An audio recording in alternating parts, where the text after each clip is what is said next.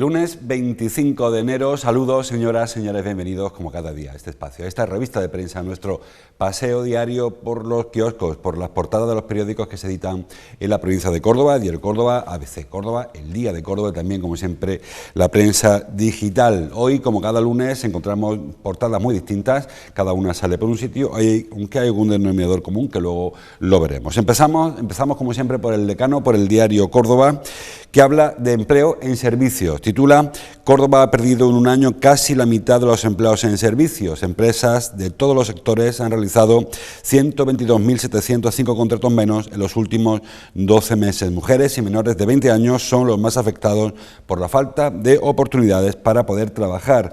También en el diario, lo he leído en el diario ABC, creo, habla de esta pérdida en los empleos en servicios. No, es en el día. Bueno, vienen todos los periódicos. Es un descenso importante, en el caso del diario ABC, una información que ha escrito Baltasar López, efectivamente en ABC, sobre la pérdida de empleo en la hostelería. Bueno, es algo que evidentemente no sorprende a nadie. Hay un descenso importante en la actividad que se está dando en las calles de Córdoba, y lógicamente las empresas, bueno, o no pueden tener trabajadores o no los necesitan. Fundamentalmente las empresas no pueden sostener las cargas laborales y tienen que prescindir de esos trabajadores. Dice, en cuanto al tema de ahí lo tenemos, la información de ABC, de la hostelería, que el gran sector, el sector que más daño está sufriendo es el sector del fragmento o el segmento de 20 a 24 años de edad, que son los empleos con peor formación, y donde se ha reducido mucho más el empleo. De manera que, bueno, hay problemas, como saben, en sectores concretos, hostelería, comercio fundamentalmente, también alojamientos, porque no hay turistas, con lo cual no tiene sentido abrir un hotel. Y las expectativas a corto plazo no son buenas. Sabemos que la Semana Santa o la primavera va a ser mala. La esperanza está depositada en el verano, pero de aquí al verano difícilmente puedan recuperarse los puestos de trabajo que se han perdido durante esta crisis sanitaria, social, económica y laboral que está suponiendo el coronavirus. En el caso de hostelería, señala Baltasar López en ABC, son 4.300 los trabajadores que se suman a la lista del paro en el sector de la hostelería, como les digo, a consecuencia de una reducción brutal en cuanto a la actividad comercial y en este caso de la restauración. Hoy señala algún periódico y dice el Diario Córdoba que la Junta anuncia que mañana martes, activará el Plan 7000, que en ese caso no afecta a las restricciones, aparentemente, aunque está por ver si no hay restricción. Mañana martes, el Consejo de Gobierno de la Junta, es posible, está dentro de lo posible, que se anuncie alguna restricción más, aunque por el momento lo que conocemos son los datos del viernes corregidos durante el fin de semana. En cuanto a datos, que también los periódicos, el diario El Día, por ejemplo, para abrir a 5 columnas, la fuerza de la tercera ola eleva a 310 los ingresados en Córdoba. No es el pico todavía, no es el récord, ya hubo un momento en el que hubo más personas ingresadas en la segunda ola, en la del otoño, pero estamos ya muy cerca. Lo normal es que se supere este número de 300, creo que fueron 317 la otra vez, y es probable que esta misma semana se supere, porque además saben que hay una repercusión tardía del número de contagios, es decir, los contagios de hoy suelen ser ingresos dentro de una semana y suelen haber complicaciones a partir de la siguiente semana, con lo cual, si las cifras siguen manteniéndose en cifras muy elevadas, ayer en Córdoba hubo otros 700 notificaciones de contagios, lo lógico es que eso provoque un incremento en las hospitalizaciones, y en este momento se están produciendo muy pocas altas, a consecuencia de que aún no se está produciendo el periodo de recuperación de los enfermos. ¿Por qué? Pues porque venimos todavía arrastrando los excesos, aunque haya quien le moleste, de la Navidad. Hoy señala el diario ABC, Páginas Interiores, Nacional, que ha habido casos de hasta 12 personas que han ingresado a consecuencia de una comida familiar en Nochebuena, Nochevieja, algo que ya en su día todo el mundo advirtió, que ese tipo de comidas pues era un foco de infección, y ha habido, como les digo, hasta episodios, no en Córdoba, pero sí en España, episodios de hasta 12 personas, una reunión familiar, no se podía comer 12 personas, sin embargo todos acabaron requiriendo a un tipo de asistencia sanitaria. Bueno, pues de aquellos polvos vienen estos lodos y todavía nos queda algún tiempo, estamos a 25 de enero, estamos ya a los 15 días, 20 días desde el Día de Reyes, con lo cual se supone que a partir de ahora debería ir retrocediendo al menos la velocidad en el contagio. ¿Significa eso que de un día para otro van a salir del hospital 300 personas? Pues no. No, porque como les digo, esto va en cascada y lo que ayer fue contagio, mañana será ingreso, con lo cual se prevé aún una semana esta, la última semana de enero, complicada. El diario ABC entrevista hoy al responsable de vacunación en Andalucía, dice que es muy posible que esta ola tercera no sea la última, pero lo que sí que se prevé, lo prevén los expertos sanitarios, es que las sucesivas olas que vayan llegando sean olas cada vez menos graves. ¿Por qué? Pues porque se van a ir vacunando tanto a sanitarios como a las personas más vulnerables, con lo cual a partir de la siguiente ola, que será aproximadamente para la primavera, pues muchas personas estén ya vacunadas y las personas que tienen mayor riesgo de sufrir gravemente la enfermedad, con lo cual serán olas con mucho contagio, pero con menos ingresos. Actualmente el plan 4.500 es el que está activado, que permite que en Andalucía se atiendan a los hospitales hasta 4.500 personas. Todavía no ha hecho falta superar esa cifra, estamos en 3.700, creo, hablo de memoria de lo que ocurrió ayer, y hay previsto ya un plan 7.000, que es el que decía el diario Córdoba, que se activará mañana. Por más que activarlo, se pondrá en marcha los protocolos. ¿Qué consiste un plan 7.000? Pues bueno, ya saben que la capacidad hospitalaria se va agotando, lógicamente, y este plan consiste, bueno, pues en hospitalizar o medicalizar algún tipo de infraestructuras que permitan salvar pues esa carencia en equipamiento sanitario. Recuerden que la primera ola, ya por marzo, abril, mayo, se habilitó el polideportivo de Carranque en Málaga, con la posibilidad de que, si hiciera falta, se pudiese ocupar con enfermos COVID. En Córdoba, por ejemplo, saben que el Hospital de Lucena, el nuevo Hospital Centro de Andalucía, es un hospital donde estaba el Hotel Prestige. Bueno, pues este hospital está funcionando ya como hospital privado, pero solo con una o dos plantas. Podría utilizarse todo el hospital para, en caso de necesidad, acoger allí, ingresar allí pacientes COVID. Es decir, parece que hay un plan, creo que hay que seguir confiando en las autoridades sanitarias andaluzas, todas las autoridades políticas, sanitarias especialmente, porque parece que hay un plan. Y según dicen los epidemiólogos, la sensación es que, aunque seguimos creciendo en esta tercera ola en cuanto al número de contagios, no es proporcional el número de contagios, que se ha disparado por completo con respecto al número de ingresados, que está más contenido. Aún así, repito, Córdoba está rozando el récord de la segunda ola, Andalucía lo ha superado, nunca hubo tantos ingresados como los hay ahora, pero aún así no llegamos todavía al problema ni en ocupación de camas UCI, ni en ocupación de camas de planta. Estamos todavía con una situación, parece que sostenible, y si esto va frenando, pues parece que se ha superado también este tercer gran reto que llevamos sucesivamente desde marzo, luego el del otoño y ahora el del invierno, y bueno, pues preparando el de la primavera, porque parece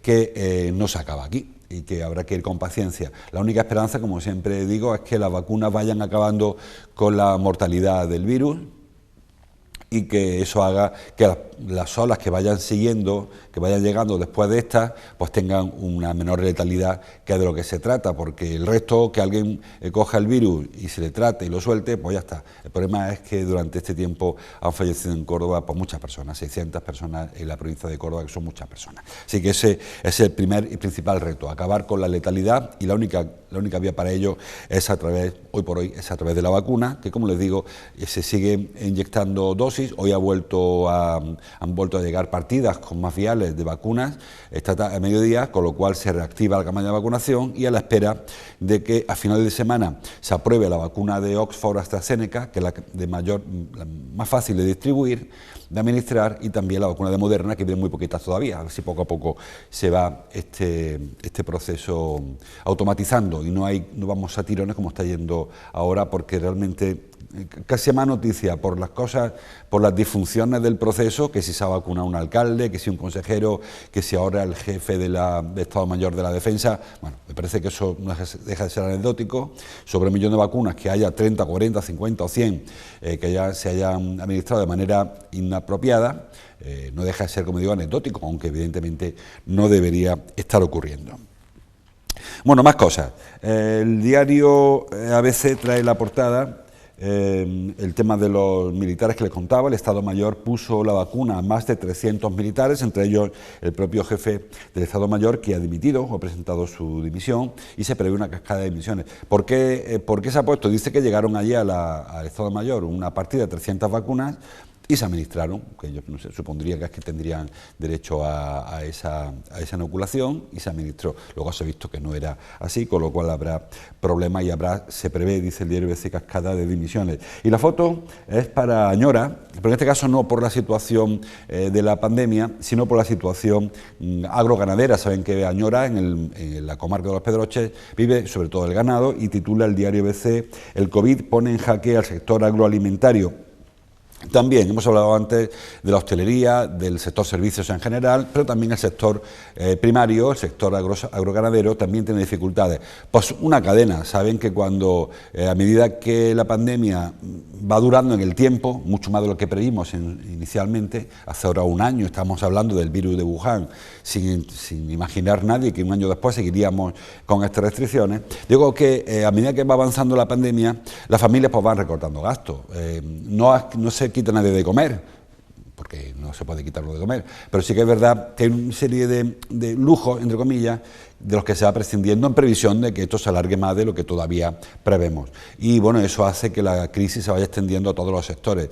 Es una crisis, yo entiendo, coyuntural, es decir, de consumo, no es una crisis estructural como la que sufrimos durante la década de 2008, 2010, 2011, 12, pero de manera que este caso debía recuperarse mucho antes, porque es una crisis, digo, solo de consumo. El sistema no está dañado, solamente está dañado el bolsillo, y eso se recupera a base de dinero, pero aún así hay sectores en los que sí está afectando su estructura. Se está pasando de ser coyuntural a estructural. Hablo del sector del turismo, hablo del sector de la hostelería, donde va a ser complicado porque las empresas se están dañando en su estructura. El caso de la ganadería parece que es más coyuntural que estructural, aún así también va reclamando por algún tipo de acciones directas para evitar que el colapso pueda afectar al esquema, ¿no? a la estructura de la empresa. El diario Córdoba trae una entrevista a Luis Planas, al ministro precisamente de Agricultura, Pesca y Alimentación, y dice que el sector agroalimentario es clave en esta crisis. No lo dudamos, pero es verdad que habría que inyectar ayuda, dinero, fondos a estos sectores clave para evitar que colapsen, porque, como digo, el problema es convertir una crisis coyuntural que se podía solucionar solamente con la recuperación del consumo. Si no se produce esa recuperación y, mientras tanto, siguen sufriendo las estructuras internas de las empresas, pues puede ser que cueste mucho más recuperarlo de lo que en su día todos creímos que iba a ser una recuperación en V, una caída importante y una subida importante, y ahora ya se habla más de una recuperación como el símbolo de Nike, creo, la marca de zapatillas deportivas, que es más una caída brusca y luego una recuperación mucho más lenta y pausada. Bueno, a ver cómo se produce. En principio, acabemos con la crisis sanitaria y luego intentaremos o recuperaremos el otro tipo de crisis, la social y la económica fundamentalmente.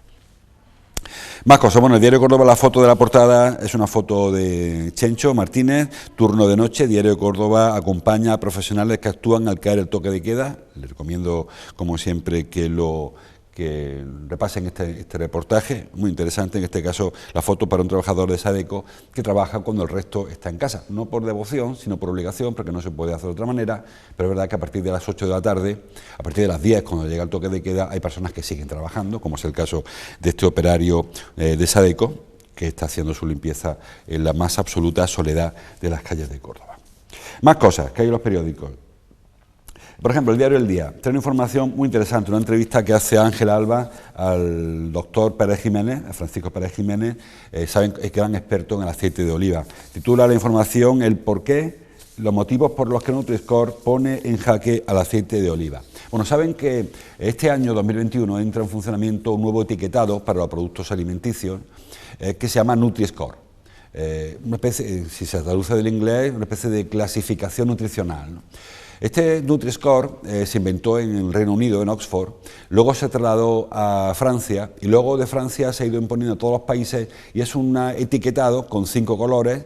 El verde oscuro es el mejor, el rojo oscuro es el peor, es un semáforo. Verde oscuro, verde más clarito, amarillo, rojo claro y rojo oscuro. Cuanto más cerca estemos del verde oscuro es que el producto es más saludable, en teoría. ¿Cuál es el problema? ¿Cuál es la paradoja de la que habla Pérez Jiménez? Bueno, pues que el aceite de oliva lo han colocado en el rojo. Es verdad que luego con el tiempo ha pasado del rojo al amarillo, ya estamos en la zona neutra, pero entienden los expertos y sobre todo los productores del aceite de oliva que las propiedades organolépticas y sobre todo nutricionales del aceite deberían colocarlo en la parte verde, en el verde oscuro y por lo menos en la verde claro, pero no dejarlo en la situación esa intermedia. Sin embargo, hay productos que son procesados, que tienen calificación verde, platos precocinados o panes industriales, por ejemplo, con su calificación verde. Los encontraremos en los lineales del supermercado con su etiqueta verde. ¿Por qué se produce? Pues lo explica Pérez Jiménez, Francisco Pérez Jiménez lo explica en esta entrevista que hace con Ángela Alba. Porque Nutri-Score es una clasificación antigua, muy obsoleta, se ha quedado muy antigua, pero además injusta, porque lo que hace es medir los valores nutricionales, casi los de adelgazamiento. Esas son las etiquetas de los que le hablo. Esa etiqueta del verde oscuro al rojo oscuro van a señalar cuáles son los productos saludables y cuáles no lo son. Pero saludables desde el punto de vista nutricional, no solo para la salud y no solo incluso para un poco más allá por el tema del cambio climático, la repercusión que tienen en la emisión de CO2. Solamente es una clasificación muy básica que mide una serie de parámetros, azúcar, sal, grasas, etcétera. Y con esa clasificación también corrige, es verdad que un producto con mucha grasa luego lo corrige si tiene otra serie de compuestos positivos para la salud. Bueno, pues eso, con esa clasificación, como le digo, el aceite de oliva de primeras cayó en la parte roja por su alto contenido en grasa, por lo tanto, por su alto contenido calórico y por lo tanto, según los expertos, entre comillas, los expertos de Nutri-Score decidieron que era un producto, no digo tóxico, pero poco recomendable. Ahora se ha conseguido pasar del rojo al amarillo. Es verdad que se ha hecho porque en Francia consumen mucho aceite de colza, como saben. En Francia la colza también pasó al producto al rojo y por las presiones de los productores han conseguido pasar también al amarillo. Por ejemplo, el girasol se ha quedado en el rojo, el aceite de girasol se va a quedar como un producto poco saludable. Bueno, pues lo que pide Pérez Jiménez directamente es que no se ponga la etiqueta, por lo menos al aceite, porque está claro que no revela, no refleja la realidad de este producto, un producto que todo el mundo no se harta de decir que es un producto sano, saludable, que protege contra una serie de patologías y sin embargo lo vamos a encontrar, si nada lo remedia, con que va a estar por detrás en este semáforo nutricional, por detrás de productos, pues eso, productos precocinados, por ejemplo, solamente porque el productor de este precocinado tenga la precaución pues de no meter demasiados productos de los que castigan, ¿no? Hablamos, como les decía, de la caloría, de la sal, del azúcar. Ese tipo de factores son los que más dañan a la reputación de un producto. Si se tiene habilidad y se consigue evitar en el etiquetado del producto, bueno, se evite porque no esté, claro, no porque no lo ponga, sino porque no estuviera. Si se consigue evitar ese tipo de ingredientes o de productos, de componentes, pues va a recibir una catalogación muy apropiada, a pesar de que todos sabemos que las ventajas del aceite de oliva con respecto a un precocinado pues son infinitas. Pues bueno, sin embargo, esto ocurrirá así y no se contempla otros factores, por ejemplo, pues el factor cancerígeno que tiene muchos productos precocinados o el factor el empeoramiento de patologías cardiovasculares que, por ejemplo, el aceite de oliva no tiene en absoluto y, sin embargo, va a quedar por detrás, como le digo, en este semáforo. Entiendo que las autoridades sanitarias y también las autoridades agrícolas, ministro de Agricultura del primero, estará intentando que esta clasificación Nutri-Score o no se utilice en España o realmente refleje la bondad y la maldad de los productos más allá de esa catalogación tan básica, tan antigua que ha hecho Nutri-Score, que como digo, se empezó en Oxford hace mucho tiempo, no sé si he visto la fecha por ahí, pero hace tiempo que se puso en marcha esto y por tener una especie de tabla rasa, que todo el mundo parte del mismo concepto, se ha intentado imponer en toda Europa y está dando muchos problemas, ¿no? Hay algunos productos que directamente van a acabar muy malamente, que no sé si soportarán esta crisis en los lineales cuando estén todo el tiempo con su etiqueta roja, que es una especie de señal de no lo compres, que es tóxico, en este caso que no es nutricionalmente saludable. Ya digo, parece más pensando en la dieta, pensando en el peso, pensando en la estética que en la salud. Pero bueno, es un criterio que se está manteniendo y se está extendiendo por todos los países de la Unión Europea. Precisamente el diario Córdoba habla sobre la obesidad y sobre la repercusión que está teniendo estos confinamientos selectivos, casi voluntarios que estamos sufriendo todos en la obesidad y cómo hay personas que están ganando muchísimo peso. Leí por ahí, ayer no, la semana pasada, un reportaje de que la pandemia nos ha metido a cada uno de media 4,5 kilos, son muchos kilos, se ve que alguno ha cogido muchos más kilos, pero es verdad que se está produciendo unos cambios de hábitos, sobre todo en el paseo, en el sedentarismo, estamos más tiempo en casa, comemos más, lógicamente, por aprovechar el rato, y eso está provocando que haya un exceso de peso que luego habrá que quitar. Ojalá que pronto estemos ya en esa historia, ¿no?, la de quitarnos el exceso de peso. Habla el diario El Día de la excelencia en la docencia. Una veintena de alumnos de la UCO, dice, se posicionan entre los más excelentes. Enhorabuena a los agraciados.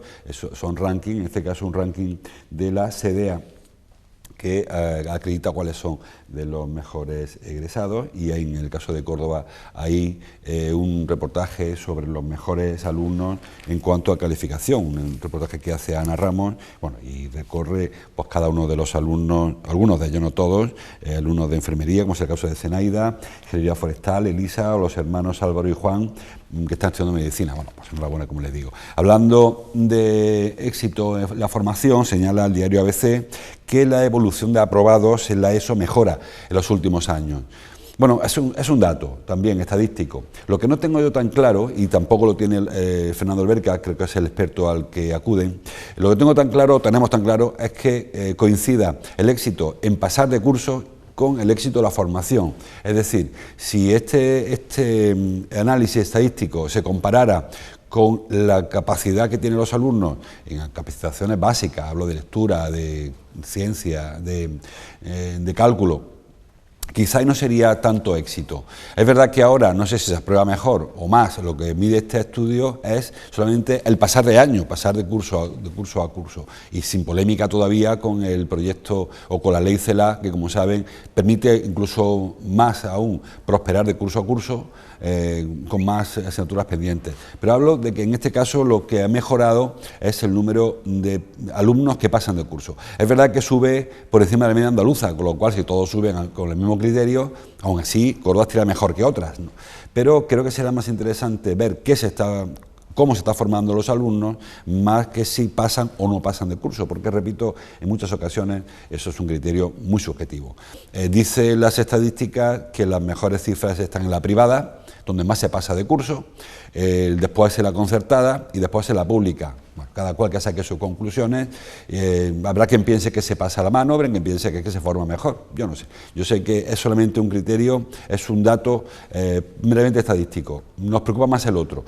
Y luego hay un asunto que también señala en este mismo reportaje, y es que cuando se ha ido imponiendo en España la educación bilingüe, en inglés básicamente, aunque hay centros que el bilingüe va por el francés o incluso por el alemán, digo que con la enseñanza bilingüe se ha renunciado a parte del currículum, porque hay que simultanear dos enseñanzas en la misma clase, en el mismo periodo lectivo, el del idioma y el del conocimiento curricular. Es decir, si hay que enseñar a un chaval o una chica, hay que enseñarle una materia, no sé, ciencias naturales, cuando hay que hacerlo en inglés, estamos al mismo tiempo aprendiendo dos cosas: cómo se dice esa palabra en inglés y además para qué sirve.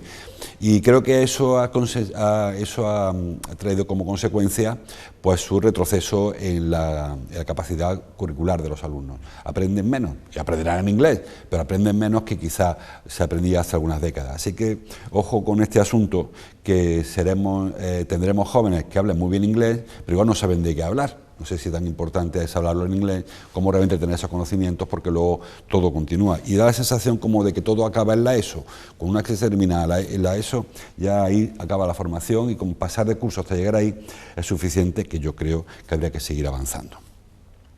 Bueno, más cosas. El diario El Día trae una foto de la parte alta para Jaime Casas, que es rabino de la religión judía, lógicamente, y un entrecomillado: sin respeto a los demás y a los derechos humanos no hay democracia. Comienza hoy una jornada virtuales sobre precisamente el respeto a la minoría o el racismo directamente. Señala este rabino, que es abogado, señala que sobre todo se está dando una circunstancia muy singular. lugar, ¿no? Y es que hasta ahora, cuando oíamos, veíamos, leíamos ataques contra colectivos, contra grupos, se hacían, hasta hace unas décadas, pues se hacía utilizando los medios que se conocían, la prensa, los libelos, los libros. Ahora se hace a través de redes sociales, donde, como bien saben, cualquiera puede escribir un tuit, cualquiera puede escribir un post de Facebook sin poner el nombre, utilizar un nombre falso, y ahí soltar todo el odio que quiera, porque no hay forma de perseguirlo, al menos hasta que no se rebasan ciertos límites. Y eso es un poco a la reflexión que llega Jaime Casas, en ese sentido, ¿no? Que hay que volver al respeto, no ya la tolerancia, que tolerancia, saben, implica cierta superioridad de uno o supremacía de uno sobre otro, sino al respeto, cada cual que tenga sus planteamientos y que deje al otro, que deje el planteamiento del otro, que vaya por la línea que entienda que tiene que ir, sin tener que meternos en terrenos que no nos competen. Bueno, es un planteamiento que yo creo muy complicado de conseguir, aunque bueno, hay que alabarle el esfuerzo de tanto a él como del resto de personas que están trabajando en ese sentido. Más cosas. Seguimos con la polémica de la Cruz de la Descalza, la Cruz de los Caídos de Aguilar, titula hoy el diario ABC, las carmelitas de Aguilar ante la retirada de la cruz. Esto es una afrenta a Dios, dicen las religiosas del convento de las carmelitas de Aguilar de la Frontera. También he visto una referencia, no sé en qué periódico, del PSOE. Ayer hubo nota de prensa del Partido Socialista de Aguilar de la Frontera, en la que le pidan cuentas a Carmen Flores, alcaldesa de Aguilar, de Izquierda Unida en este caso, por la retirada y sobre todo por cómo se produjo la retirada de la cruz. Recuerden que la retirada de la cruz será más o menos polémica, es legal, el Ayuntamiento decidió que había que retirarla por dos factores que luego hemos ido conociendo. No se utilizó en ningún caso el argumento de la memoria democrática, sino uno de ellos, uno de los argumentos es que estorbaba la vista, porque el edificio que está viendo detrás, el convento de las Carmelitas, es un bien de interés cultural, y la estatua, esa amarilla que está viendo ahí a la izquierda, pues no tenía ningún valor artístico. Bueno, parece que la Comisión de Cultura entendió efectivamente que no tenía ningún valor artístico y que la quiten. Y el segundo factor que también se utilizó fue el de filtraciones de agua. Parece que a consecuencia de la obra de cimentación de la cruz había una serie de grietas o de regueros en el suelo que afectaban al edificio. Y por eso se retiró la cruz, no porque, como entendimos todos al principio, fueron asuntos de memoria democrática. Lo que todo el mundo cuestiona, al menos en la clase política, es cómo se ha hecho, tanto en cuanto a que no se ha consultado con nadie, el Ayuntamiento de Izquierda Unida, que tiene mayoría suficiente, absoluta, pues llegó un día, ordenó retirarla y se la llevaron, y también falta de comunicación, con los grupos, pero también luego el tratamiento que se le ha dado a este objeto, que creo que cada cual le da el valor al objeto que quiere darle. La espiritualidad de un objeto es la que le dé cada una de las personas. Es como el tema de las banderas, ¿no? La bandera es una tela. Hay para quien la bandera simboliza la patria y para quien no simboliza nada. Pues la cruz pasa igual. Hay quien simboliza su fe, su religión, y para otros que no significa nada sino un trozo de piedra o de hormigón. En cualquier caso, creo que se podían haber hecho las cosas con un poco más de decoro, con mayor respeto para los demás y evitar una imagen que creo que no aporta nada a nadie, el de la cruz retirada, como si aquello, como si no hubiese a nadie que le importara el tratamiento que se le diera a la cruz. Si es una afrenta para Dios, como dice la religiosa, o no lo es, eso cada cual en su espiritualidad interior decidirá hasta qué punto se ve ofendido y afrentado por esta decisión del Ayuntamiento de Aguilar y de su alcaldesa Carmen Flores. Y vamos terminamos ya el tema deportivo. Todos los periódicos lo traen. El Córdoba ayer perdió en casa frente al penúltimo, frente al Yeclano. Es la segunda victoria del Yeclano, lo que va de liga. Creo que le ganó al Sevilla Atlético, me parece, hace unas jornadas y poco más. Y un equipo que estaba desahuciado, que es verdad que está enganchado una rachilla regular en las últimas semanas, un par de empates y tal, pero nadie se esperaba que el Córdoba pinchara, como señala el diario El Día, en lo más llano, donde parecía que era más fácil, donde parecía más sencillo llevarse 3 puntos, pues se ha tropezado. La foto del diario El Día es una foto que firma Juan Ayala, tropezón en lo más llano, y la foto Willy se echa las manos a la cara tras fallar una ocasión de gol ante el Yeclano. El diario ABC, la página 2, pues también duro tropiezo del Córdoba ante el Yeclano, y el diario Córdoba, frenazo en seco del Córdoba, que tuvo una oportunidad para colocarse segundo porque también pinchó el UCAM. pero al final pues llega tercero, creo que son 3 puntos de Linares, y ahora nuestros compañeros Fernando López y Nacho Serrano nos informarán de cómo queda la clasificación, de esta frustración y de esta decepción importante. Fernando, creo que nadie se esperaba que el Córdoba pinchara en casa, en el Arcángel, frente a un rival que casi se daba por desahuciado y casi eran 3 puntos seguros. ¿Qué tal, José Luis? Muy buenos días, efectivamente, ¿no? Al final es un tropiezo, es un varapalo el día de ayer, esa derrota del Córdoba ante el Yeclano, un fin de semana que no ha dejado buenas sensaciones, salvo en tercera división, con esa victoria del Córdoba B, la tercera seguida ante el Salen Puente Genil. Ahora vamos a analizar lo que dio de sí el partido de ayer, ese gol anulado a Pío Bacari en última instancia en fuera de juego, y bueno, al final es verdad que en lo positivo el Córdoba sigue estando en esos puestos de promoción, pero es verdad que ayer se escapó una oportunidad de oro para regresar al liderato y seguir ese camino de cara al playoff. Así que enseguida aquí en Todo CCF analizamos la derrota del Córdoba y el fin de semana al completo en Clave Blanquiverde.